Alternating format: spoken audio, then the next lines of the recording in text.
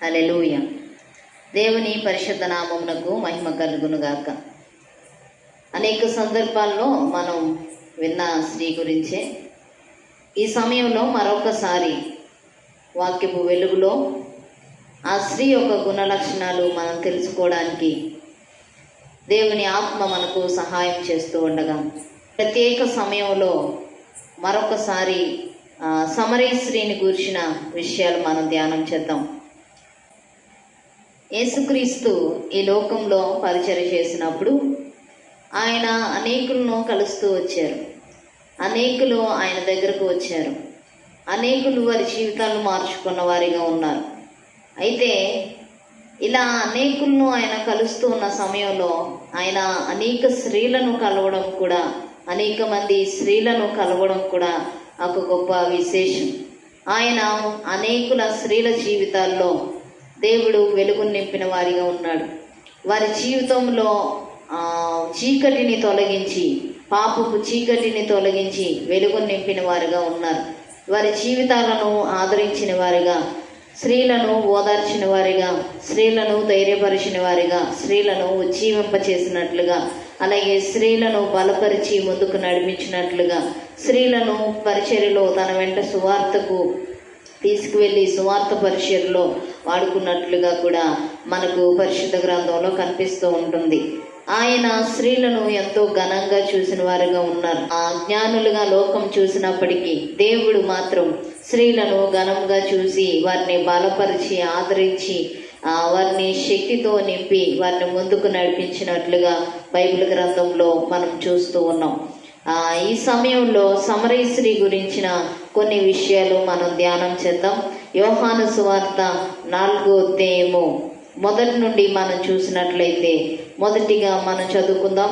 యోహాను కంటే యేసు ఎక్కువ మంది శిష్యులుగా చేసుకొని వారికి బాప్తిసం ఇచ్చుచున్న సంగతి పరిసయ్యులు వినిరని ప్రభువునకు తెలిసినప్పుడు ఆయన యూదయ దేశము విడిచి గలిలయ దేశమునకు తిరిగి వెళ్ళెను. ఆయనను యేసే బాప్తిసం ఇయ్యలేదు, కానీ ఆయన శిష్యులిచ్చుచుండిరి. ఆయన సమరయ మార్గమున వెళ్ళవలసి వచ్చెను గనుక యాకోబు తన కుమారుడైన యోసేపుకి ఇచ్చిన భూమి దగ్గరనున్న సమరయలోని సుకారును ఒక ఊరికి వచ్చెను. అక్కడ యాకోబు బావి ఉండెను గనుక యేసు ప్రయాణము వలన అలసి ఉన్న రీతినే ఆ బావి వద్ద కూర్చుండెను. అప్పటికి ఇంచుమించు 12 గంటలాయెను. ఇక్కడ మొదటి 6 వచనాల్లో మనం చూసినట్లయితే ఇక్కడ సమరీ స్త్రీ గురించిన ప్రస్తావన మనకు కనిపించట్లేదు, కానీ యేసుక్రీస్తు తన పరిచర్యను చేస్తూ ఉండగా ఆయన యూదయ దేశము విడిచి గలిలయ దేశమునకు వెళుతున్నట్లుగా మనకు కనిపిస్తూ ఉంది. ఆయన సమరయ మార్గమున వెళ్ళవలసి వచ్చెను అని యోహాను ఇక్కడ ప్రస్తావించారు. అందుకు సమరయ మార్గమున వెళ్ళవలసి వచ్చెను అని రాశారనంటే ఆ దినాల్లో అనేకులు యూదులైన వారు సమరయ మార్గము గుండా వెళ్ళేవారు కాదు. యూదులు సమరయులను అంటరాని వారిగా కలుపుకోకుండా, వారిని చీదరించుకున్నట్లుగా, వారితో సహవాసం చేయకుండా, వారితో సంబంధ బాంధవ్యాలు లేకుండా యూదులు సమరయుల్ని చూసేవారు. అయితే అలాంటి పరిస్థితులు సందర్భంలో యోహాను రాసినప్పుడు ఆయన సమరయ మార్గమున వెళ్ళవలసి వచ్చెను అని రాశారు. యేసుక్రీస్తు ఆ సమరయ మార్గమున వెళ్ళి ఆ సుకారను ఊరిలోనికి వచ్చి ఒక బావి దగ్గర కూర్చున్నప్పటికీ ఆయన అక్కడ సమయం ఇంచుమించు 12 గంటలు అయింది. 12 గంటల సమయంలో ఆయన అలసి అక్కడ కూర్చున్నట్లు మనం చూస్తూ ఉన్నాం. అయితే ఆయన కూర్చున్న తర్వాత మరి కొద్ది సమయానికి వచ్చిందో వెంటనే వచ్చిందో మనకు రాయబడలేదు, కానీ 7వ వచనంలో సమరయ స్త్రీ ఒకతే నీళ్లు చేదుకొనుటకు అక్కడికి రాగా యేసు నాకు దాహమునకిమ్మని ఆమెను అడిగాను. ఆయన శిష్యులు ఆహారం కొనుటకు ఊరిలోనికి వెళ్ళి ఉండిరి. ఆ సమరయ స్త్రీ, యూదుడవైన నీవు సమరయ స్త్రీనైన నన్ను దాహమునకిమ్మని ఎలాగడుగుచున్నావని ఆయనతో చెప్పెను. ఎలయనగా యూదులు సమరయులతో సాంగత్యం చేయరు. ఇక్కడ మనం చూసినట్లయితే సమరయ స్త్రీ బావి దగ్గరికి వచ్చింది నీళ్లు చేదుకోవడానికి. ఎప్పుడైతే నీళ్లు చేదుకోవడానికి ఆమె వచ్చిందో యేసు ఆమెను చూసి నాకు దాహమునకిమ్మని అడిగారు. ఎప్పుడైతే ఆయన అలాగ అడిగారో ఆమె, యూదుడవైన నీవు సమరయులనైన మమ్మల్ని ఎలాగ దాహంకి ఇమ్మని అడుగుచున్నావు అని అడుగుతుంది.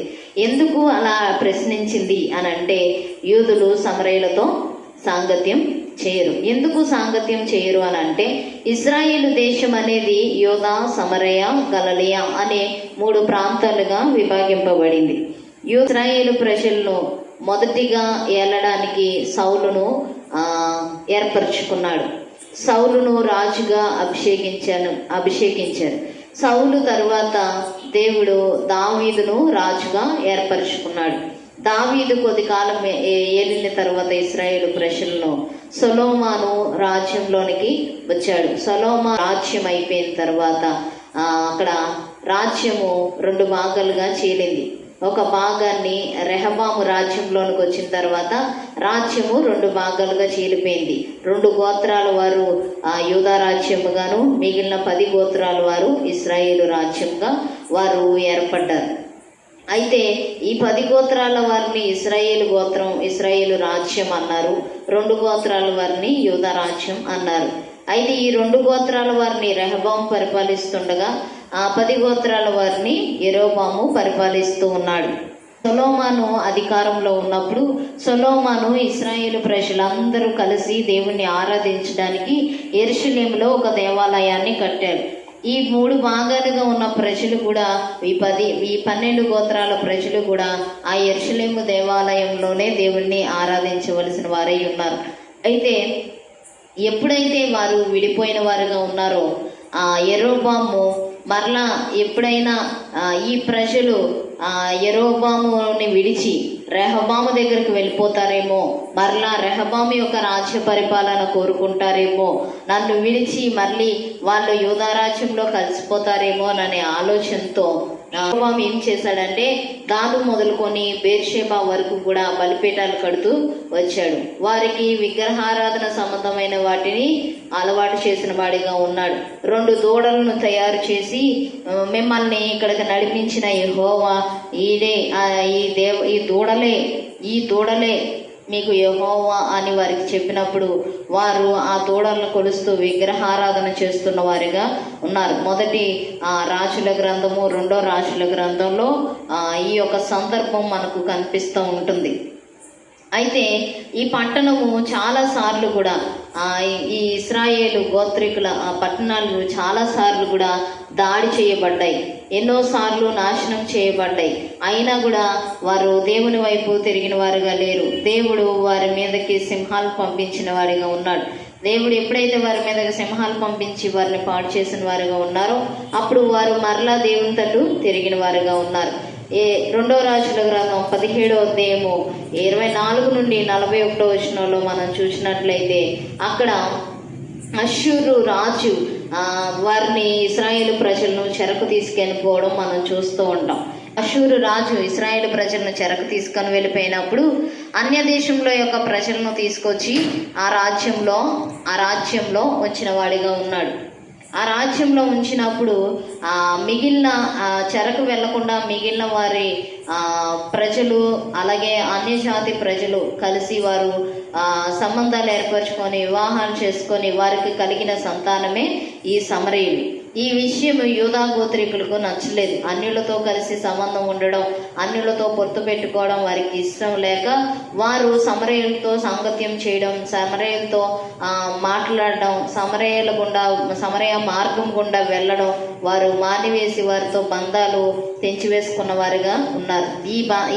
ఈ సందర్భం, ఇలాంటి శత్రుత్వం ఎప్పటి వరకు కొనసాగింది అని అంటే, వారు చెరలోనికి వెళ్ళిపోయారు. చెరలో నుంచి తిరిగి వచ్చిన తర్వాత యూదా గోత్రికులు కూడా దేవునికి విరుద్ధంగా విశ్రాంతి దినాన్ని ఆచరించకుండా ఉన్నప్పుడు దేవుడు వారిని బబులోను చెరకు పంపించినప్పుడు ఆ బబులోను చెర నుండి మరలా దేవుడు 70 సంవత్సరాల తర్వాత వెనక్కి తీసుకొచ్చినప్పుడు ఎజ్రా, నెహెమ్యా వారు పూనుకొని, జెరుబ్బాబెలు నాయకత్వంలో వారు పూనుకొని దేవుని మందిరాన్ని, యెరూషలేము గోడలను కట్టడానికి వారు పూనుకున్నప్పుడు ఎజ్రా గ్రంథం 4వ అధ్యాయంలో మనం చూసినట్లయితే 2-3 వచనాల్లో ఆ ఇశ్రాయేలు ప్రజలు మరలా వచ్చి ఎజ్రా దగ్గరకు వచ్చి, మేము కూడా యెహోవాను ఆరాధించే వారం కాబట్టి మేము కూడా మందిరం కట్టడం విషయంలో నీకు సహాయం చేస్తామని అన్నప్పుడు యూదా గోత్రీకులు వారు అన్యులతో కలిసి పుట్టిన వారని చెప్పి వారిని కలుపుకోకుండా మీకు సంబంధం లేదు, మీకు పొత్తు లేదు అని వదిలివేసిన వారిగా ఉన్నారు. ఈ శత్రుత్వం అనేది యేసుక్రీస్తు మరలా ఈ లోకానికి వచ్చి ఆయన ఈ లోకంలో పరిచర్య చేస్తున్నంత వరకు కూడా ఈ శత్రుత్వం కొనసాగుతూనే ఉంచింది. ఇలా కొనసాగుతూ వచ్చిన సమయంలో వారు అప్పటికి గెరేజీము అనే కొండపైన ఆరాధన చేస్తున్న వారిగా ఉన్నారు, ఎవరు? సమరయులు. అయితే ఈ శత్రుత్వాన్ని కొనసాగిస్తూ ఉన్నారు కాబట్టి యేసు ఆయన సమరయ మార్గమున వెళ్ళవలసి వచ్చెను. దేవుడు యేసుక్రీస్తు సమరయ మార్గమున వెళ్ళవలసి వచ్చెను అని యోహాను ఇక్కడ రాసిన వాడిగా ఉన్నాడు, ప్రస్తావించిన వాడిగా ఉన్నాడు. ఎందుకంటే యోహాను కూడా ఒక యూదుడు సమరయుల మార్గము గుండా ఆయన వెళ్ళవలసి వచ్చెను అని ప్రస్తావించినట్లు మనకు అనిపిస్తుంది. ఇలాంటి సందర్భంలో, ఇలాంటి ఒంటరితనంలో, ఇంత కొన్ని దశాబ్దాలుగా వారు ఒంటరితనాన్ని అనుభవిస్తున్న సమయంలో, అందుకనే సమరయ స్త్రీ, యూదుడవైన నీవు సమరయురాలైన నన్ను దాహమునకిమ్మని ఎలాగ అడుగుచున్నావు అని ప్రశ్నించింది. ఇక్కడ మనం చూసినట్లయితే ఆమె ఆలోచించే స్త్రీగా మనకు కనిపిస్తుంది. ఆమె అజ్ఞానురాలు కాదు, ఆమె బుద్ధిహీనురాలు కాదు, ఆమెకి దేవుని వాక్యం బాగా తెలుసు అని మనకు అర్థమవుతుంది. ఆమె ఆలోచిస్తూ ఉంది, వీరు యూదులు కదా, మనిషిని చూడగానే, యేసుక్రీస్తుని చూడగానే నువ్వు యూదుడువు కదా అని పసిగట్టింది. యూదుడు అయిన నీవు సమరయ స్త్రీనైన నన్ను దాహమునికిమ్మని ఎలా అడుగుచున్నావు అని ప్రశ్నిస్తూ ఉంది. అప్పుడు యేసుక్రీస్తు ఇచ్చిన సమాధానం ఏంటంటే, అందుకు యేసు, నీవు దేవుని వరమును నాకు దాహమునకిమ్మని నిన్ను అడుగుచున్న వాడెవడో అదియూ ఎరిగి ఉంటే నీవు ఆయనను అడుగుదువు, ఆయన నీకు జీవజలమిచ్చునని ఆమెతో చెప్పాను. ఇక్కడ తెలిస్తే ఆయన నీకు జీవజలం ఇస్తారు అని చెప్పినప్పుడు అంత మంచి నీరు, అంత శ్రేష్టమైన నీరు నీ దగ్గర ఉన్నప్పుడు నన్ను ఎందుకు దాహంకి ఇమ్మని అడిగావు అని ఆమె ప్రశ్నించలేదు, ఎదురు తిరగలేదు. కానీ ఆమె చాలా మృదువుగా, అప్పుడా స్త్రీ, అయ్యా ఈ బావి లోతైనది, చేదుకుంటకు నీకేమీ లేదే, ఆ జీవజలము ఎలాగ నీకు దొరుకును? ఆమె మరలా అడుగుతుంది, మరి బావి చాలా లోతైంది కదా, చేదుకోవడానికి ఆ నీరును బయటికి తీయడానికి నీ దగ్గర ఏమీ లేవు కదా, మరి నీకు ఎలాగ దొరుకుద్ది ఆ నీరు అని అడిగినప్పుడు తన కుమారులు, పశువులు ఈ బావి నీళ్లు తాగడానికి మాకిచ్చిన మన తండ్రి అయిన యాకోబు కంటే నీవు గొప్పవాడివా అని ఆయన్ను అడిగింది. ఇక్కడ మనం చూసినట్లయితే ఆమె చాలా జ్ఞానం కలిగి ప్రశ్న వెంబడి ప్రశ్న వేస్తున్నట్లుగా మనకు కనిపిస్తూ ఉంది. గ్రంథం 31వ అధ్యాయము 26వ వచనంలో చూస్తే జ్ఞానం కలిగి ఆమె నోరు తెరుచును అనే మాట ఉంటుంది. ఈమె జ్ఞానం కలిగి నోరు తెరిచే స్త్రీగా ఉంది. యూదుడవైన నీవు సమరయులతో సాంగత్యం చేయరు కదా, మరి ఎలాగా మమ్మల్ని అడుగుతున్నావు అని సూటిగా ప్రశ్న వేసినప్పుడు ఆమె జవాబు పొందుకుంది. కానీ ఆ జవాబుకు ఆమె ఎదురు తిరగలేదు. కాబట్టి భక్తి చేస్తున్న మనము ఆలోచించి మాట్లాడేవారిగా ఉండాలి. మనము ఆలోచించి దైవజనులతో కానీ లేకపోతే ఇరుగు పొరుగు వారితో కానీ సువార్త చెప్పేటప్పుడు కానీ ఆలోచించి మాట్లాడే అనుభవం మన జీవితంలో ఉండాలి. ఆలోచించి మాట్లాడకపోతే మన జీవితాల్లో ఎన్నో నష్టాలు తెచ్చుకునేవారిగా మిగిలిపోతాం. ఇక్కడ మనం చూసినట్లయితే దాహంకిమ్మని అడుగుచున్న మాట బైబిల్ గ్రంథంలో 2 సార్లు రాయబడింది. మొదటిది ఇక్కడ సమరయ స్త్రీని ఆయన దాహంకిమ్మని అడిగితే, రెండో సందర్భంలో ఆయన శిలువ పైన వేలాడుతూ నేను దప్పిగొంచున్నాను అని చెప్పారు. ఎంత చక్కని ఆమె ఆధిక్యత ఆయన సంపాదించుకుంది. నిజంగా దేవుడు ఆయన యొక్క శరీర దాహాన్ని తీర్చుకోవడానికి ఆయన నీరును అడగలేదు, కానీ ఆమె యొక్క ఆత్మ దాహాన్ని తీర్చడానికి.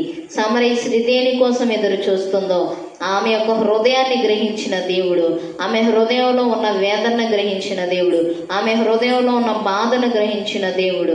దాన్ని ఎలాగైనా బయటికి తీసుకురావాలి, ఆమె యొక్క ఉద్దేశాన్ని బయటికి తీసుకురావాలి, ఆమె హృదయంలో ఉన్న మాటలు బయటికి తీసుకురావాలి, ఆమె హృదయంలో ఉన్న వేదనను తొలగించాలి, ఆమెను తృప్తిపరచాలని ఆయన జీవజలం ఇస్తానని చెప్పిన వారుగా ఉన్నారు. ఇక్కడ మనం చూసినట్లయితే ఆమె చాలా ఆలోచించి మాట్లాడిన స్త్రీగా ఉంది. ఆ దినాల్లో స్త్రీలు పురుషులతో మాట్లాడడానికి అవకాశం లేదు. ఎవరైనా స్త్రీలు కానీ చిన్నపిల్లలతో కానీ బహిరంగంగా మాట్లాడితే వారు ఒక ఫూల్స్ లాగా, ఒక వ్యర్థుల్లాగా ఆ సమయంలో చూసేవారిగా ఉన్నారు. మొదటి శతాబ్దంలో స్త్రీలను చాలా చులకనగా చూసేవారుగా ఉన్నారు. కానీ అలాంటి పరిస్థితుల్లో కూడా ఆమె ఎక్కడ సంకోచించకుండా తన హృదయంలో ఉన్నది ఉన్నట్లుగా దేవుణ్ణి ప్రశ్న వేస్తూ, ప్రశ్న వెంబడి ప్రశ్న అడుగుతూ, ఆమె చాలా ఆలోచన కలిగింది, జ్ఞానం కలిగి మాట్లాడిందిగా మనకు కనిపిస్తూ ఉంది. రెండవది మనం చూసినట్లయితే 4వ అధ్యాయము 11వ వచనంలో మనం చూసినట్లయితే, అప్పుడు ఆ స్త్రీ, అయ్యా, ఈ బావి లోతైనది, చేదుకొంటకు నీకేమీ లేదే, ఆ జీవజలము ఎలాగూ నీకు దొరుకును? తానును తన కుమారులను పశువులను ఈ బావి నీళ్లు త్రాగి మాకిచ్చిన మన తండ్రి అయిన యాకోబు కంటే నీవు గొప్పవాడివా అని ఆయనను అడిగాను. ఇక్కడ మనం చూసినట్లయితే మొదటి ప్రశ్న, నీవు యూదుడమైన నీవు మరి సమరయులతో ఎందుకు సాంగత్యం చేస్తున్నావు అని అంది. తరువాత ఆమె ఇతరులను గౌరవించే స్త్రీగా కనిపిస్తుంది. యూదులు వారితో సాంగత్యం చేయరని తెలుసు, వారిని కలుపుకోరని తెలుసు, వారితో ఎలాంటి సంబంధాలు ఉన్న బంధాన్ని, ఆ రక్త సంబంధాన్ని కూడా తెంచుకున్నారని ఆమెకు తెలుసు. కానీ ఆమె చాలా గౌరవించి మాట్లాడుతుంది. ఆమె యేసుక్రీస్తుని అయ్యా అని సంబోధించిందిగా ఉంది. అయ్యా, ఈ బావి లోతైనది, చేదుకొంటకు నీకేమీ లేదే, మరి ఆ జీవజలం ఎలాగ వస్తుంది, ఎలాగ దొరుకుతుంది అని అడిగినప్పుడు, ఎందుకంటే నీవు గొప్పవాడివా అని ప్రశ్నిస్తుంది. ఇక్కడ యాకోబు కంటే నువ్వు గొప్పవాడివా అని హేళన చేసినట్లు కాదు, కానీ యాకోబు కంటే నువ్వు గొప్పవాడివై ఉన్నావు అని ఆమె మాట్లాడుతూ ఉంది. మొదటిగా యూదుడని గ్రహించింది, తరువాత యాకోబు కంటే గొప్పవాడివి అని చెప్తూ ఉంది. అక్కడ మనం చూసినట్లయితే మాకిచ్చిన మన తండ్రి అయిన యాకోబు కంటే అంది. మొదటిగా మాకు అని అంది, తర్వాత మనకిచ్చిన, అంటే ఆమె పరోక్షంగా మనం అందరం ఒకటే తండ్రి కుమారులము, ఒకటే సంతానమై ఉన్నాము. కానీ మేము చేసిన తప్పిదాన్ని బట్టి, మేము చేసిన పాపాన్ని బట్టి, మా పితరులు చేసిన పాపాన్ని బట్టి, ఎవరితోనైతే దేవుడు, యెహోవా దేవుడు మమ్మల్ని సంబంధం ఏర్పరచుకోవద్దని చెప్పారో ఆ సంబంధాన్ని ఏర్పరచుకున్న కారణం చేత మేము అన్య జనాంగానికి ఇశ్రాయేలుకి కలిపిన పుట్టిన సంతానము కనుక యూదులు మమ్మల్ని వెలివేసిన వారిగా, మమ్మల్ని పక్కన పెట్టిన వారిగా, మేము అంటరాని వారిగా మిగిలిపోయాము అని పరోక్షంగా తన యొక్క బాధను వ్యక్తపరుస్తున్నదిగా మనకు కనిపిస్తుంది. ఇక్కడ తన పరోక్షంగా తన బాధను వెళ్ళగొక్కుతున్నట్లుగా మనకు కనిపిస్తుంది.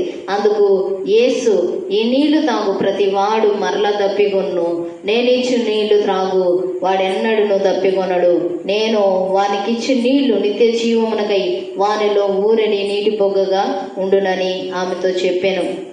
ఇక్కడ మనం చూస్తే ఆమె ఆ నీరు శరీర దప్పిక తీర్చుకునే నీరుగా ఆమె భావించి మాట్లాడలేదు, కానీ అది ఒక నిత్య జీవమును గురించిన నీరుగా ఆమె భావించిందిగా ఉంది.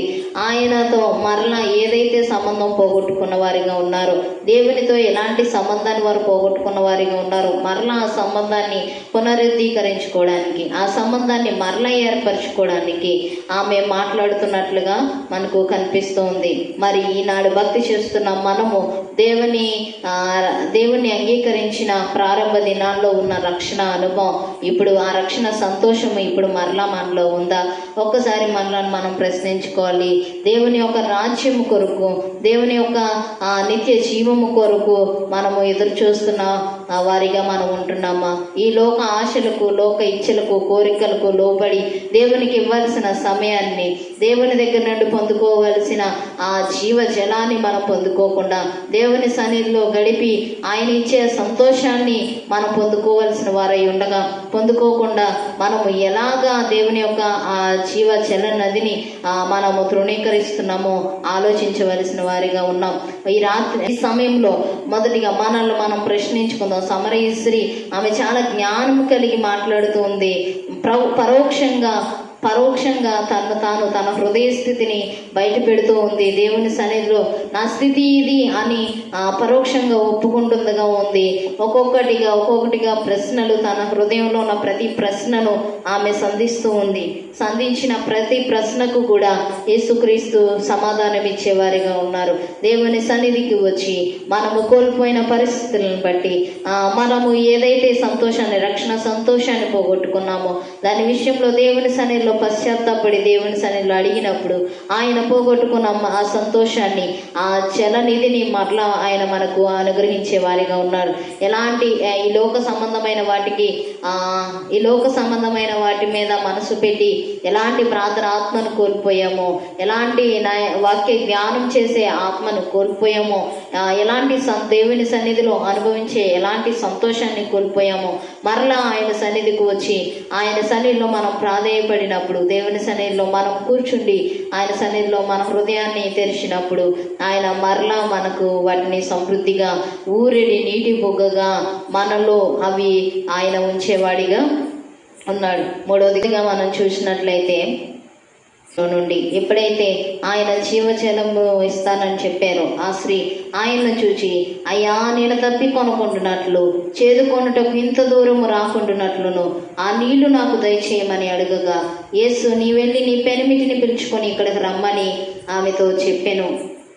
ఆ స్త్రీ, నాకు పెనిమిటి లేడనగా యేసు ఆమెతో, నాకు పెనిమిటి లేడని నీవు చెప్పిన మాట సరియే. నీకు 5 పెనిమిట్లుండిరి, ఇప్పుడు ఉన్నవాడు నీ పెనిమిటి కాడు, సత్యమే చెప్పితివనెను. అప్పుడు ఆ స్త్రీ, అయ్యా నీవు ప్రవక్తవని గ్రహించుచున్నాను. ఇక్కడ మనం చూసినట్లయితే దేవుడు ఎప్పుడైతే ఆమెకు నిత్య జీవం ఇస్తానని చెప్పారో ఆమె ఆ నిత్య జీవం కొరకు, అయ్యా నేను తప్పి కొనుక్కుంటున్నట్లుగా, నేను చేదుకుంటకు ఎంత దూరం రాకుంటున్నట్లుగా నాకు ఆ నీటిని దయచేయమని ఆమె అడుగుతూ ఉంది. ఆమె తన జీవితంలో ఆశకు ఎదురు చూస్తూ ఉంది, నిత్య జీవం కొరకు ఆశతో ఎదురు చూస్తూ ఉంది. అప్పుడు యేసుక్రీస్తు అంటారు కదా, నీ వెళ్ళి నీ పెనిమిటిని పిలుచుకొని రమ్మన్నప్పుడు ఆమె నాకు పెనిమిటి లేడు అని చెప్తుంది. ఆయన అంటారు, నీకు పెనిమిటి లేడని చెప్పిన మాట నిజమే, కానీ నీకు 5 పెనిమిట్లు ఉన్నారు, ఇప్పుడున్నవాడు కూడా నీ వాడు కాదు. అంటే ఆమె తన యొక్క హృదయాన్ని ఆ సమయంలో విప్పినట్లుగా మనం చూస్తూ ఉన్నాం. ఇక్కడ పెనిమిట్లు అంటే శారీరక సంబంధమైన భర్తలు కాదు, కానీ బైబిల్ గ్రంథం చాలా స్పష్టంగా తెలియపరుస్తుంది. బైబిల్ గ్రంథంలో ఆమె భర్తలుగా ఎవరిని చేసుకొని ఆరాధించిందో మనం చూసినట్లయితే మనం చదువుకుందాం. 2 రాజుల గ్రంథం 17వ అధ్యాయము 22 నుండి 31వ వచనం వరకు మనం చూసినట్లయితే ఇక్కడ ఆ చరిత్ర మనకు కనిపిస్తూ ఉంటుంది. యెరోబాము రాజుగా ఉన్నప్పుడు తాను పాపం చేసిన కారణం చేత వారి పాపమును బట్టి దేవుడు ఆ ఇశ్రాయేలు ప్రజలను అష్షూరు రాజుకి చెరకు అప్పగిస్తాడు. దేవుడు అష్షూరు చెరకు వారిని అప్పగించినప్పుడు అష్షూరు రాజు ఇశ్రాయేలు ప్రజలను చెరకు తీసుకొని వెళ్ళిపోయేటప్పుడు దేశ 5 అన్యజాతి ప్రజలను తీసుకొచ్చి ఇశ్రాయేలు రాజ్యంలో ఉంచుతారు. ఆ ఇశ్రాయేలు రాజ్యంలో ఉంచిన 5 అన్య జాతుల యొక్క ప్రజలు వారు వచ్చి వారితో పాటు వారి దేవతలను కూడా పెట్టుకొని వారు ఆ ఉన్నత స్థలాలు కట్టుకొని వారు ఆరాధన చేస్తూ వచ్చారు. 30వ వచనం మనం చూస్తే, బబులోను వారు సుక్కోత్పెనేతు దేవతను, కూతా వారు నెర్గలు దేవతను, హమాతా వారు అషీమా దేవతను, అవీజులు నిభాజు దేవతను, తర్తాకు దేవతను, ఎవరు వారు దేవతను పెట్టుకొని చుండిరి. సెపర్వీయులు తమ పిల్లలను అద్రమ్మెలేకు అనెమ్మెలేకు అను సెపర్వీయము యొక్క దేవతలకు అగ్నిగుండముల యందు దహించుచుండిరి. ఇక్కడ మనం చూసినట్లయితే ఇక్కడ 5 దేవతలు మనకు కనిపిస్తూ ఉన్నారు. ఇశ్రాయేలు ప్రజలు అన్య జాతుల యొక్క ప్రజలతో సంబంధాలు కలుపుకోవడం మాత్రమే కాక ఆ వచ్చిన భాగాల్లో మనం చూసినట్లయితే వారు తీసుకుని వచ్చిన అన్య దేవతలను కూడా ఆరాధిస్తూ ఉన్న వారిగా ఉన్నారు. మరి వారు ఎలాగ భర్తలుగా ఎంచబడ్డారు అని మనం చూసినట్లయితే ఈ ఇశ్రాయేలు ప్రజలు వీరు చేస్తున్న పాపాన్ని ఖండించడానికి దేవుడు హోషియా అనే ప్రవక్తను ఆ ప్రాంతంలో ఉంచుతాడు. ఈ హోషియా అనే ప్రవక్త వారిని గురించి ప్రవచించినప్పుడు హోషియా గ్రంథం 2వ అధ్యాయము 16వ వచనం మనం చూసినట్లయితే, అది ఇచ్చటి నుండి నా మాట వినును, నీవు బయలు అని నన్ను పిలవక నా పురుషుడవు అని పిలుతువు, ఇదే యెహోవా వాక్కు అని రాయబడింది. ఇక్కడ మొదటిగా మనం చూసినట్లయితే బయలు అనే మాట ఫుట్నోట్లో మనం చూస్తే యజమానుడు అని రాయబడింది. పురుషుడవు అనే మాట భర్తగా రాయబడింది. యెషయా గ్రంథం 54వ అధ్యాయంలో మనం చూసినట్లయితే, నేను నీకు భర్తనై ఉన్నాను, నీకు కర్తనై ఉన్నాను అని దేవుడు చెప్తున్నట్లుగా మనకు కనిపిస్తుంది. దేవుడు ఆమె యొక్క శారీరక సంబంధమైన భర్తల గురించి ఆమెతో మాట్లాడట్లేదు, కానీ ఆమె తన హృదయంలో దేవునికి ఇవ్వాల్సిన స్థానాన్ని, దేవునికి ఇవ్వాల్సిన ఆధిక్యతను, దేవునికి ఇవ్వాల్సిన ఆ ప్రత్యేక సమయాన్ని, దేవునికి ఇవ్వాల్సిన ఆధిక్యతను, దేవునికి ఇవ్వాల్సిన అర్హతను ఏదైతే ఆమె అన్యజనులకు అన్య దేవతలకు ఇచ్చిందో దాన్ని గురించి ఆమెతో ఆయన సూటిగా మాట్లాడినప్పుడు ఆమె తన హృదయంలో, దేవుని యొక్క హృదయంలో ఉన్న మాటను స్పష్టంగా గ్రహించినట్లుగా మనకు కనిపిస్తుంది. ఆమె ఉన్నది ఉన్నట్లుగా చెప్పింది.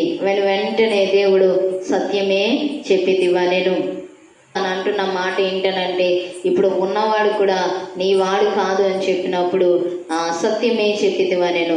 నిజంగా ఆమె తన హృదయంలో ఉన్న పాప స్థితిని ఎలాగా ఆమె యెహోవా దేవుణ్ణి పక్కన పెట్టి ఎలాగా ఆమె అన్య దేవతల తట్టు త్రిప్పబడిందో, ఎలాగా ఆమె తన హృదయాన్ని యెహోవా దేవుని మీద నుంచి తన మనస్సును అన్య దేవతల మీద పెట్టుకొని వారిని భర్తలుగా చేసుకొని వారిని కర్తలుగా చేసుకొని తన జీవితాన్ని ఎలాగ కొనసాగిస్తుందో ఉన్నది ఉన్నట్లుగా తన హృదయాన్ని విప్పి దేవునితో మాట్లాడుతున్నట్లుగా మనం చూస్తూ ఉన్నాం. ఈనాడు ఆమె వెంటనే నీవు ప్రవక్తవని గ్రహించుచున్నాను అని చెప్తుంది. ఎప్పుడైతే ఆమె హృదయాన్ని విప్పి దేవునితో మాట్లాడిందో ఆమె హృదయంలో ఉన్నది దేవుడు చెప్పాడు. ఆమె దేవుణ్ణి ఒక ప్రవక్తగా చూసింది. మొదటిగా మనం చూస్తే యూదుడవైన నీవు అని ఒక సామాన్యుడితో మాట్లాడినట్లుగా మాట్లాడింది. కానీ తరువాత ఆమె మాట్లాడుతున్న సందర్భంలో యాకోబు కంటే నువ్వు, మా తండ్రి అయిన యాకోబు కంటే నువ్వు గొప్పవాడివి అని చెప్పింది. తర్వాత ఎప్పుడైతే ఆమె హృదయ లోతుల్లో ఉన్న సందర్భాన్ని, ఆ హృదయ లోతుల్లో కొన్ని దశాబ్దాలుగా పాతుకుపోయి వచ్చిన పాపాన్ని ఆయన బయటకు తీశారో, అప్పుడు ఆమె ఆయన్ను గూర్చి నీవు ప్రవక్తవని గ్రహిస్తున్నాను. అంచెలంచెలుగా ఆమె తన హృదయంలో ఆయన పైన ఉన్న ఒక ఉద్దేశాన్ని మార్చుకుంటూ వస్తుంది. ఆమె ప్రశ్నిస్తూ ఉంది. ఆ ప్రశ్నకు సమాధానం పొందుకున్నప్పుడు ఆమె హృదయంలో ఆయన గురించిన ఉద్దేశము మార్చుకుంటుందిగా ఉంది. భక్తి చేస్తున్న మనము దేవుని సన్నిధిలో మన హృదయాన్ని కుమ్మరించుకున్నప్పుడు, దేవుని సన్నిధిలో మన హృదయం విప్పి మాట్లాడినప్పుడు, దేవుడు నిజంగా మనకు ఏమై ఉన్నాడు, ఆయన మన జీవితంలో ఎలాంటి ఆయన మన జీవితానికి ఏమై ఉన్నాడో, ఆయన మన జీవితానికి ఎలా ఆధారమై ఉన్నాడో మనకు అర్థమవుతుందిగా ఉంది. సమరయ స్త్రీ ఆమె యొక్క ఆ దినాల్లో మొదటి శతాబ్దంలో చాలా బలహీనులుగా అజ్ఞానులుగా ఎంచబడిన ఒక స్త్రీ అయినప్పటికీ, అంటరానితనంలో దేశంలో ఆ గ్రామంలో ఉన్నప్పటికీ, ఎన్నిక లేని సుకార్ అనే గ్రామంలో ఆమె ఉన్నప్పటికీ కూడా, ఆమె పేరు రాయబడకపోయినప్పటికీ ఆ ప్రాంతపు పేరు ప్రస్తావిస్తూ సమరయ అనే ప్రాంతపు స్త్రీగా ఆమె బైబిల్ గ్రంథంలో లిఖించబడింది. అంటే ఆమె జీవితాన్ని గురించి ఎన్నో పాఠాలు మనకు దేవుడు నేర్పిస్తూ ఉన్నాడు. ఆమె చాలా జ్ఞానం కలిగి మాట్లాడిందిగా మనకు కనిపిస్తుంది. ఈనాడు మనము దేవుని సన్నిధికి వస్తున్నప్పుడు మన ప్రవర్తన ఎలా ఉంటుంది, దైవజనులతో మాట్లాడేటప్పుడు మన ప్రవర్తన ఎలా ఉంటుంది, దేవుని సన్నిధికి మనం వస్తున్నప్పుడు ఆయన మన హృదయ రాజుగా మనం గ్రహించగలుగుతున్నామా, ఆయన మన జీవితంలో ఏదైనా చేయగలడు, ఆయన మన జీవిత కథను మార్చగలడు అని నమ్మకంతో మన హృదయాన్ని విప్పి ఆయన సన్నిధిలో ఆయన ఎదుట మనము ప్రార్థించగలుగుచున్నామా, ఆయన్ను అంగీకరించగలుగుతున్నామా. భక్తి నేర్చుకున్న ప్రారంభ దినాల్లో ఎలాంటి ప్రేమ, ఎలాంటి ఆప్యాయత, ఎలాంటి సమయ పాలన మనకుందో నేటి దినాల్లో అలాంటి సమయ పాలన, అలాంటి ప్రేమ, దేవుని సన్నిధిలో సమయాన్ని ఇచ్చే అనుభవంలో ఇంకా మనం ఉన్నామా ఒకసారి మనం ప్రశ్నించుకుంటూ ఉండాలి.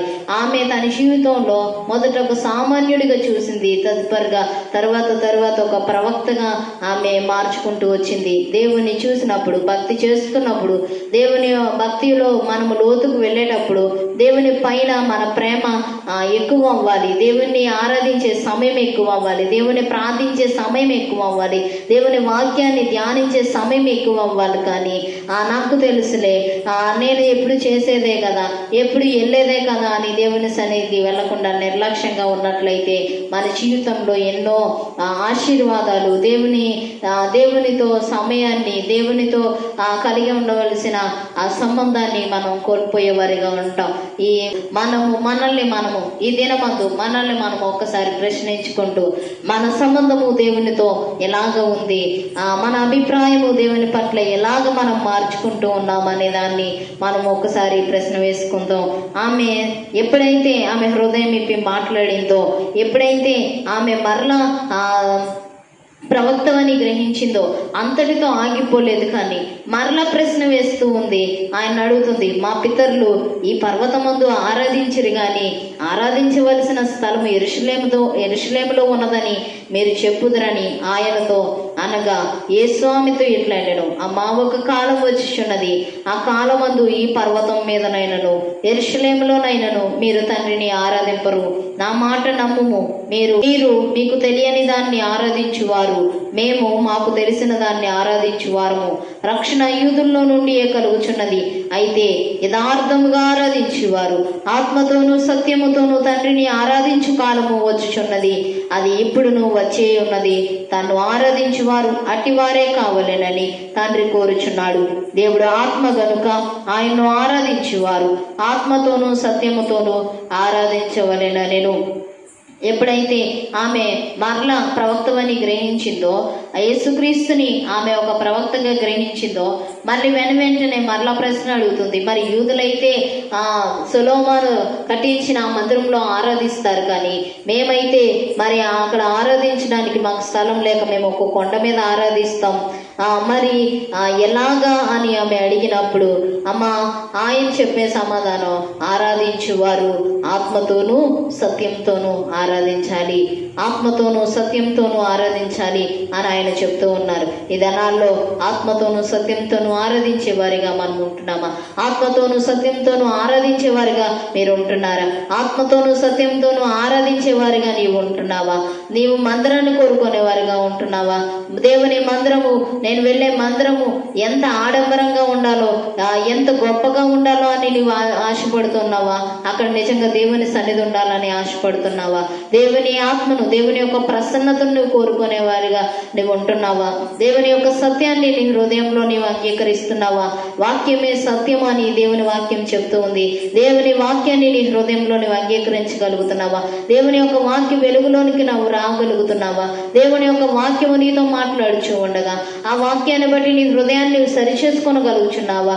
దేవుని వాక్యము నీతో మాట్లాడుచుండగా, దైవ సేవకుడు నా కొరకే చెప్పాడని మందిరం మానివేస్తే దాని వల్ల ఉపయోగం లేదు. కానీ దేవుని వాక్యము నేను సంధించినప్పుడు, దేవుని వాక్యము నీ హృదయంలో గుచ్చుకున్నప్పుడు, ఆ మాటలను బట్టి నీ హృదయాన్ని సరిచేసుకున్నప్పుడు దేవుడు నీ జీవితంలో గొప్ప మేలును చేసేవాడిగా ఉంటున్నాడు. ఇక్కడ ఆరాధించడానికి ఆత్మతోనూ సత్యముతోనూ ఆరాధించాలి అని యేసుక్రీస్తు చెప్పినప్పుడు ఆమె అలాగ ఉండిపోకుండా సత్యముతో ఆరాధించడానికి ఒప్పుకొని తన హృదయంలో ఒక నిశ్చయత చేసుకొని ఆమె విన్న ఆ మాటలను బట్టి ఆమె మరలా యేసుక్రీస్తుని తన జీవితంలో ఎలాగ చూసిందో మనం చూద్దాం. 25వ వచనంలో, ఆ స్త్రీ ఆయనతో, క్రీస్తు అనబడిన మెస్సీయ వచ్చునని నేనెరుగుదును, ఆయన వచ్చినప్పుడు మాకు సమస్తమును తెలియజేయునని చెప్పగా, యేసు, నీతో మాట్లాడుచున్న నేనే ఆయననని ఆమెతో చెప్పాను. ఎంత అద్భుతమైన రెవల్యూషన్ ఇక్కడ మనం చూస్తున్నాం. ఎంత అద్భుతమైన రెవల్యూషన్ ఇక్కడ మనం చూస్తున్నాం. నిజంగా దేవుడు ఆ బలహీనులుగా సమాజంలో ఎంచబడిన ఒక స్త్రీతో యేసుక్రీస్తు స్వయంగా ఆ మెస్సీయను నేనే అని చెప్పిన మాటను మనం చూస్తూ ఉన్నాం. ఇక్కడ మనం చూస్తే ఆ మెస్సీయ వస్తాడని చెప్తుంది. ఆమె మొదట ఒక సామాన్యుడిగా చూసింది, తర్వాత మా తండ్రి అయిన యాకోబు కంటే గొప్పవాడు అంది, తర్వాత ఒక ప్రవక్తగా చూసింది. వెంటనే అంటుంది ఆ మెస్సీయా అనే డౌట్ ఆమె హృదయంలో ఉంది. ఆ ప్రస్తావన ఆమె తీసుకొచ్చి అంటది, మెస్సీయ వస్తాడని నాకు తెలుసు, మేము చేసే సంగతులు, మేము జరగబోయే సంగతులు మాకు చెప్తాడని మాకు తెలుసు అన్నప్పుడు ఆ మెస్సీయ నేనే అని ఆమె ఎప్పుడైతే ఆమెతో యేసుక్రీస్తు ఎప్పుడైతే చెప్పారో ఆమె పరిగెత్తుకుంటూ గ్రామంలోనికి వెళ్ళింది. 28వ వచనంలో మనం చూస్తే, ఆ స్త్రీ తన కుండను విడిచిపెట్టి ఊరిలోనికి వెళ్ళి, మీరు వచ్చి నేను చేసినవన్నీ నాతో చెప్పిన మనిషిని చూడుడి, ఆయన క్రీస్తు కాడా అని ఊరి వారితో చెప్పింది. మనం చూసినట్లయితే ఇక్కడ ఆమె మెస్సీయాని గ్రహించింది. తన యొక్క అనుమానాన్ని వ్యక్తపరిచి ఆ అనుమానం ఎప్పుడైతే ఆమెకు సమాధానం పొందిందో, యేసుక్రీస్తు ఎప్పుడైతే ఆ మెస్సీ నేనే అని చెప్పారు, వెంటనే ఆమె తన కుండను యేసుక్రీస్తు దగ్గర విడిచిందిగా ఉంది. నేను మరలా వస్తాను అనే ఒక సాదృశ్యము, నేను మరలా నీ దగ్గరకు వస్తాను అని ఒక గుర్తును అక్కడ పెట్టినట్లుగా ఆ కుండను తన దగ్గర యేసుక్రీస్తు దగ్గర విడిచి ఆమె గ్రామంలోనికి పరిగెత్తుకొని వెళ్ళి అక్కడ నేను చేసినవన్నీ నాతో చెప్పినవన్నీ నేను చూశాను కాబట్టి మీరు కూడా నాతో రండి అని ఆ ఊరి వారితో చెప్పినప్పుడు ఆ ఊరి వారు కూడా అనేకులు వచ్చి అక్కడ ఆయన మాటలు విన్నట్లుగా మనం చూస్తాం. 39వ వచనంలో మనం చూస్తాం, నేను చేసినవన్నీ నాతో చెప్పానని సాక్ష్యం ఇచ్చిన ఆ స్త్రీ యొక్క మాటను బట్టి ఆ ఊర్లోని సమరయంలో అనేకులు ఆయన యందు విశ్వాసం ఉంచిరి. ఎప్పుడైతే ఆ ప్రజలు పరిగెత్తుకొని వచ్చి దేవుని దగ్గరకు వచ్చారో, ఆయన మాటలు విన్నారో, వారి మాటలను బట్టి అనేకులు దేవుని యందు విశ్వాసం ఉంచిన వారిగా ఉన్నారు. అప్పటి వరకు ఆమెకు ఎలాంటి ఉద్దేశం అయితే ఉందో ఆయన పట్ల ఆ ఉద్దేశాలన్నీ ఆమె బయట పెట్టిందిగా ఉంది. హృదయపూర్వకంగా ఆమె దేవుని ఎదుట మాట్లాడిందిగా ఉంది. యేసుక్రీస్తు ఎదుట తన హృదయాన్ని విప్పిందిగా ఉంది. తనకున్న ప్రతి ప్రశ్నను కూడా చాలా సూటిగా, చాలా మృదువుగా ప్రతి ప్రశ్నను సంధించిందిగా మనకు కనిపిస్తోంది. వెంటనే సమాధానం ఇచ్చారు. ప్రతి ప్రశ్నకు ఆమె సమాధానం పొందుకొని నేను రక్షించబడ్డాను కదా, నాకు సత్యం తెలిసింది కదా అని ఊరుకోకుండా ఆమె పరిగెత్తుకొని ఆ గ్రామంలోనికి వెళ్ళింది. గ్రామంలోనికి పరిగెత్తుకొని వెళ్ళి ఒక సాక్షిగా నిలిచినట్లుగా మనం చూస్తూ ఉన్నాం.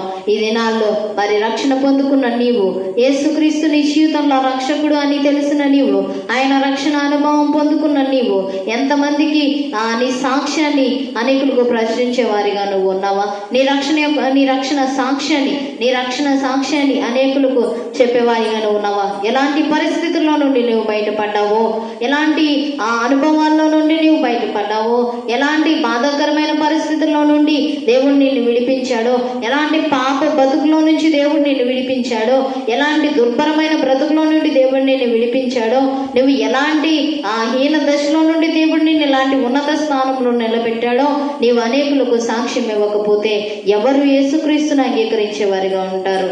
ఒకసారి ప్రశ్న వేసుకో. సమరయ స్త్రీ ఆమె తన హృదయాన్ని విప్పింది, దేవుని అనేకమైన ప్రశ్నలు అడిగింది. ఆ ప్రశ్నలతో సరిపెట్టుకోలేదు. నేను తెలుసుకున్నాను కదా, నేను నీటి కోసం వచ్చాను, నీరు పట్టుకొని వెళ్ళిపోతే సరిపోతుంది అని అనుకోలేదు. ఆమె అక్కడ ఉన్న ఆయనతో సంభాషణ కొనసాగిస్తూ ఉంది. ఆ సంభాషణ కొనసాగిస్తూ ఆమె జీవితంలో కొన్ని దశాబ్దాలుగా, కొన్ని సంవత్సరాలుగా పోరాడుతున్న ఆ ఒంటరి తన పరిస్థితులను ఆమె జయం పొందుకున్నట్లుగా మనం చూస్తూ ఉన్నాం. 40వ వచనంలో మనం చూసినట్లయితే, ఆ సమరయులు ఆయన యొద్దకు వచ్చి తమ యొద్ద ఉండమని ఆయన వేడుకొనిరి గనుక ఆయన అక్కడ 2 దినములుండెను. ఆయన మాటలు విన్నందుకు ఇంకను అనేకులు నమ్మి ఆ స్త్రీని చూచి, ఇక మీదట నీవు చెప్పిన మాటను బట్టి కాక మా మట్టుకు మేము విని ఈయన నిజముగా లోకరక్షకుడని తెలుసుకొని నమ్ముచున్నామనిరి. మా మట్టుకు మేము విని ఈయన నిజముగా లోకరక్షకుడని తెలుసుకొని నమ్ముచున్నామనిరి. దేవునికి స్తోత్రం. హల్లెలూయా. ఇక్కడ మనం చూసినట్లయితే ఆమె తన జీవితంలో తను విన్న మాటను బట్టి ఆ మాటలు ఊర్లోనికి వెళ్ళి ప్రకటించినప్పుడు కొన్ని సంవత్సరాలుగా ఉన్న శత్రుత్వం యేసుక్రీస్తు గ్రామంలోనికి రావడం మాత్రమే కాదు, అక్కడ కూర్చొని మాట్లాడడం మాత్రమే కాదు, కానీ ఆ ప్రజలు ఆయన్ను యూదుడని తెలిసి కూడా ఆ గ్రామంలో ఉండమని, వారి మధ్యలో ఉండమని వేడుకున్నప్పుడు 2 దినాలు యేసుక్రీస్తు వారి మధ్యలో ఉన్నారు. ఏదైతే సంబంధాన్ని వారు కోల్పోయారో, ఏదైతే బంధాన్ని వారు కోల్పోయారో, ఏదైతే అనుభవాన్ని వారు కోల్పోయారో, ఎన్ని సంవత్సరాలుగా అయితే ఒంటరిగా మిగిలిపోయారో, ఎన్ని సంవత్సరాలుగా కనీసం ఆ మార్గం గుండా వెళ్ళడానికి కూడా యూదులు నిరాకరించిన వారిగా ఉన్నారు. అలాంటి సందర్భంలో, అలాంటి వేదనకరమైన పరిస్థితుల్లో, అలాంటి బాధాకరమైన పరిస్థితుల్లో యేసుక్రీస్తు వారి మధ్యలో నివసించి 2 దినాలు వారికి అనేక మాటలు, దేవుని రాజ్యమును గురించిన అనేక మాటలు వారికి చెప్పినప్పుడు వారు ఆ సమరయ స్త్రీ మెస్సియాని గ్రహించినట్లుగా అనేకులు, ఆ ప్రాంతపు ప్రజలు అనేకులు నిజముగా లోకరక్షకుడు అని నమ్ముచున్నాం. నీవు చెప్పిన మాటను బట్టి కాదు, కానీ మేము విన్నాము, మేము మా అనుభవంలో చూసాము కాబట్టి ఈయన నిజముగా లోకరక్షకుడు అని మేము గ్రహిస్తున్నామని అనేకులు సాక్షులుగా నిలిచిన వారిగా ఉన్నారు. ఆ నిలిచిన సాక్ష్యము వారి జీవితాల్లో ఎంతో మార్పును కలిగి చేసినట్లుగా మనం చూస్తున్నాం. అనేక దశాబ్దాలుగా కలిగిన ఆ పోరాటం నుండి దేవుడు వారిని విడిపించినట్లుగా మనం చూస్తున్నాం. చివరిగా మనం చూసినట్లయితే ఆమె చాలా లేఖనాల పట్ల చాలా అనుభవం కలిగిన స్త్రీగా మనకు కనిపిస్తుంది. అయితే లేఖనాల పట్ల చాలా పట్టు కలిగిన స్త్రీగా సమరయ స్త్రీ మనకు కనిపిస్తుంది.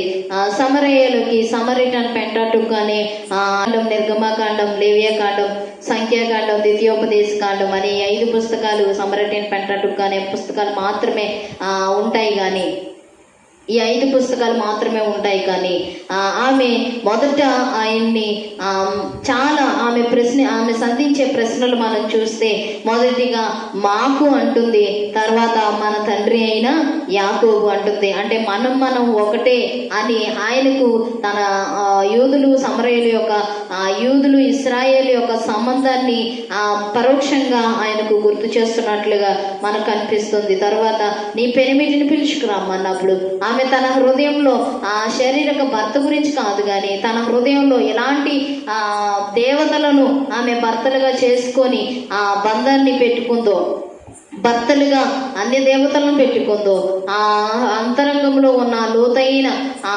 సత్యాన్ని గ్రహించిందిగా మనకు కనిపిస్తోంది. విగ్రహారాధన అనే పాపాన్ని ఆమె తన హృదయాన్ని బయట పెట్టిందిగా ఉంది. విగ్రహారాధన అనే పాపాన్ని దేవుని సన్నిధిలో ఆయన సముఖంలో ఒప్పుకున్నట్లుగా మనకు కనిపిస్తుంది. మనం చూసినట్లయితే ఆరాధన గురించి మాట్లాడుతుంది. ఆరాధన గురించి మాట్లాడిన వ్యక్తి బైబిల్ గ్రంథంలో ఈమె మాత్రమే. మనం చూసినట్లయితే యేసుక్రీస్తును ఒక ప్రవక్తగా ఆమె గ్రహించింది. ఆమె యేసుక్రీస్తును ఒక మెస్సేయగా ఆమె అంగీకరించింది. అలాగే ఆమె విన్న మాటలను గ్రామంలోనికి వెళ్ళి ప్రకటించి మొదటి సువార్థికురాలుగా ఆమె నిలిచింది. ఇక్కడ మనం చూసినట్లయితే ప్రారంభ వచనాల్లో 8వ వచనంలో శిష్యులు ఆహారం కొంటకు ఊర్లోనికి వెళ్ళారు. అలాగే వారు ఎప్పుడు వచ్చారనంటే 30వ వచనంలో మనం చూస్తే ఆ శిష్యులు ఆమెతో మాట్లాడుతున్నప్పుడు చూసి ఆశ్చర్యపడ్డారు. అలాగే 30వ వచనంలో వారు ఊర్లో నుండి బయలుదేరి ఆయన యొద్దకు వచ్చి చుండిరి. ఈలోగా శిష్యులు బోధకుడా భోజనం చేయమని ఆయన్ను వేడుకొనిరి. అందుకు ఆయన భుజించుటకు మీకు తెలియని ఆహారము నాకు ఉన్నదని వారితో చెప్పగా శిష్యులు ఆయన భుజించుటకు ఎవడైనా నువ్వు ఏమైనా తెచ్చునేమో అని ఒకరితో ఒకడు చెప్పుకొనేది. ఇక్కడ మనం చూస్తే వారు శారీరకంగా ఆయన భుజించడానికి, ఆయన ఆహారం తీసుకోవడానికి వేరే ఎవరైనా ఏదో ఆహారం తెచ్చారని అనుకున్నారు. కానీ సమరయ స్త్రీ ఆయన యొక్క ఆత్మ ఆకలిని తీర్చిందిగా ఉంది. శిష్యులు, ఆయన వెంట ఉన్న శిష్యులు కూడా తీర్చలేని, గ్రహించలేని ఆత్మీయ ఆకలిని సమరయ స్త్రీ గ్రహించి తన హృదయ స్థితిని బయటపెట్టి ఆయన యొక్క ఆత్మ ఆకలిని తీర్చినట్లుగా మనకు కనిపిస్తుంది. ఈనాడు మరి 66 పుస్తకాలు మన చేత కలిగి ఉన్నాం. ఎంత జ్ఞానము మనం కలిగి ఉన్నాం, ఎంతగా దేవుని వాక్యాన్ని మనం అర్థం చేసుకుంటున్నాం, ఎంతగా ఆయన మన జీవితంలో చేసిన కార్యాలను సాక్ష్యంగా పంచుకునే వారిగా ఉన్నాం. మన జీవితంలో చేసిన కార్యాలు ఎలాగ పంచుకునే వారిగా ఉంటున్నామో మనం ప్రశ్నించుకోవాలి. దేవుడు ఆమె జీవితంలో గొప్ప సంతృప్తిని, గొప్ప సంతోషాన్ని, గొప్ప నెమ్మదిని కలుగచేశారు. ఆ సంతోషము, ఆ సంతృప్తి, ఆ ఆనందం తనతో సరిపెట్టుకోలేదు, కానీ తన గ్రామానికి ఆమె ప్రకటించిందిగా మనం చూస్తున్నాం. ఈనాడు నీ జీవితంలో కలిగిన మార్పుకి, నీ జీవితంలో నీవు కలిగి ఉన్న ఈ పరిస్థితికి నీవే ప్రత్యక్ష సాక్షివి. నీ సాక్ష్యము, నీ జీవితంలో జరిగిన సంఘటన నీవు చెప్పినట్లుగా మరి ఎవరు చెప్పలేరు. నీ జీవితం యొక్క సాక్ష్యం పంచుకోవడానికి నీవు నిర్లక్ష్యంగా ఉన్నట్లయితే ఈరోజు దేవుడు నీతో మాట్లాడుచున్నాడు. నీ సాక్ష్యం ఎంతమందిని ప్రభావితం చేయగలదో, దేవుడు నీకు ఇచ్చిన నీవున్న పరిస్థితులను దేవుడు నిన్ను ఎందుకు విడిపించాడో, నిన్నెందుకు ఒక సాక్షిగా నిలబెట్టాలని అనుకున్నాడో ఆలోచిస్తావా? అనేకులుండగా దేవుడు నిన్ను మాత్రమే ఎందుకు మార్చాడు? ఎందుకు నిన్ను మాత్రమే ఆయన తన ప్రేమను నీకు కనపరిచిన వాడిగా ఉన్నాడు? నిజముగా లోక రక్షకుడు ఈయనే అని నీ సాక్ష్యం ద్వారా అనేకులు తెలుసుకోవాలనే కదా. ఒక్కసారి ఆలోచించు. ఇప్పుడు మాట్లాడుచున్న మాటలు అవి వ్యర్థముగా ఉండేవి కావు. నీవు ఆయన మాటలు వింటున్నప్పుడు ఆయన ప్రేమను ఎంత లోతుగా నువ్వు తెలుసుకునేవాడివిగా నువ్వు ఉన్నావు, ఎంత లోతుగా నువ్వు గ్రహించేదానివిగా నీవు ఉన్నావు. ఎన్నో ప్రసంగాలు వింటున్నావు, ఎన్నో మాటలు వింటున్నావు, దేవుని సన్నిధికి వస్తున్నాము, వింటున్నాము, వెళ్తున్నాము అన్నట్లుగా కాక మన బ్రతుకును మార్చుకునేవిగా మన జీవితాలు ఉన్నప్పుడు, ఆ మాటలు మన హృదయాన్ని మార్చుకునేలాగా మనం చేసుకున్నప్పుడు, ఆ మాటలు మన జీవితంలోనికి అన్వయించుకున్నప్పుడు దేవుడు మన జీవితంలో ఎన్నో అద్భుతాలు చేసేవాడిగా ఉంటాడు. కాబట్టి ఇది నమ్ము. దేవుడు మనకిచ్చిన ఈ సమయంలో సమరయ స్త్రీ ఆమె శారీరక సంబంధం గురించి, శారీరక భర్త గురించి ఆమె మాట్లాడట్లేదు, కానీ ఆమె తన జీవితంలో ఎలాంటి అన్య దేవతలను, ఎలాంటి తన యజమానులుగా ఎలాంటి స్థానాన్ని ఇచ్చిందో తన హృదయ లోతుల్లో నుండి ఆమె దేవుని ఎదుట పెట్టుకున్నదిగా ఉంది. ఈరోజు నీ హృదయ లోతుల్లో ఉన్న ఆ పాపం ఏదైనా, నీ హృదయ లోతుల్లో ఉన్న దేవునికి విరుద్ధమైంది ఏదైనా కూడా దేవుని సన్నిధిలో పెట్టుకున్నప్పుడు దేవుని నీ జీవితాన్ని ఒక గొప్ప సాక్షార్థమైన జీవితంగా మార్చాలని నీ ఆశపడుతూ ఉండగా ఆయన ఆశను నువ్వు గ్రహించి ఆయనకు సాక్షిగా మారడానికి ఇష్టపడుతున్నట్లయితే ప్రార్థన చేసుకుందాం. మన హృదయాలను సిద్ధం చేసుకుందాం. మన హృదయాలను దేవుని సన్నిధిలో కుమ్మరించుకుందాం. ఆయన మాటలకు లోబడదాం. దేవుడి ఈ మాటలు దీవించి ఆశీర్వదించునుగాక. ఆమేన్.